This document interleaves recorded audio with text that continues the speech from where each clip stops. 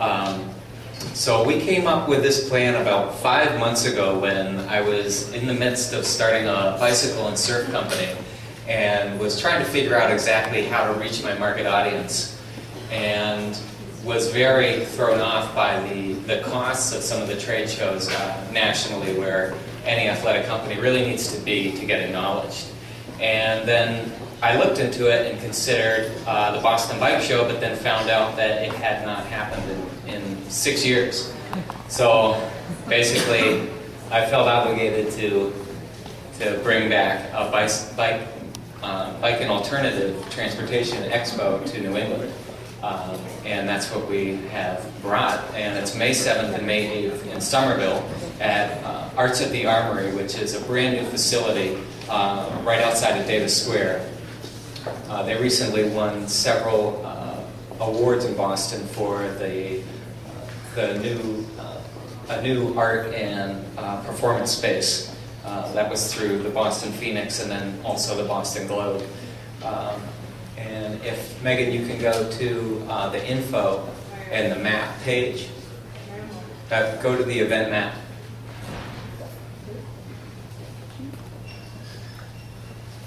Oh, maybe you can't manipulate it. All right. There you go.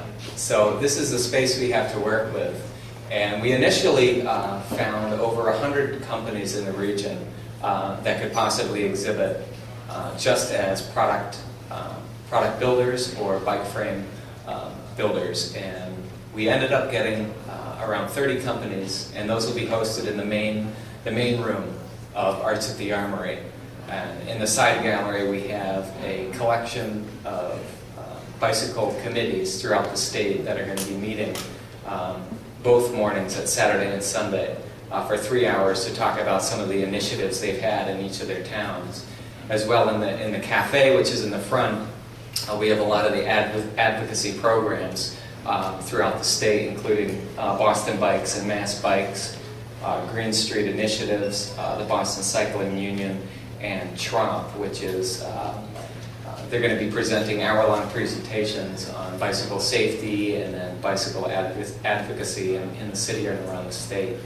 And it's really worked out well. The location we have this year, they've given us those two areas, and then Little Sisters of the Poor across the street have offered us about half a football-size field for the bike swap portion of our event. So you don't necessarily have to be buying a new bike or coming to see the new bikes.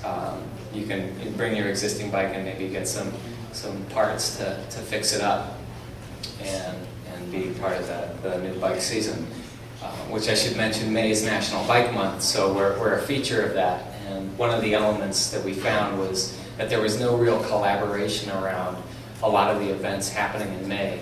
So again, we felt the responsibility to try to pull them all together, which is going to be part of our event for next year, where now that we're established for 1 year, the second year I feel that we have a lot to work with and can approach those 110 companies, all of them, and pull them in.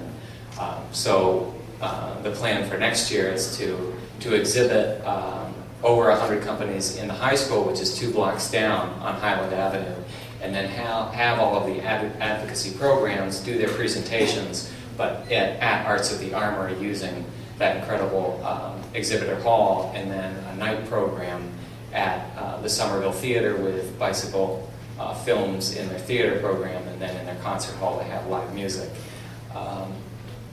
So just after our expo, we're incorporating as a nonprofit organization, and we're going to be approaching all of our exhibitors as well as business professionals to consider becoming a part of our board of directors. So we're going to have 3 to 10 positions, and we're going to be looking for advisors to really pull this event together for the future and to really bring May as a National Bike Month for Boston.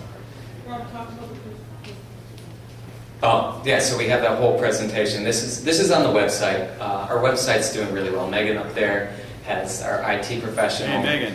Yes, we have Megan up there. She's been pulling the website together, and everything can be found on our website, NewEnglandBicycleExpo.com.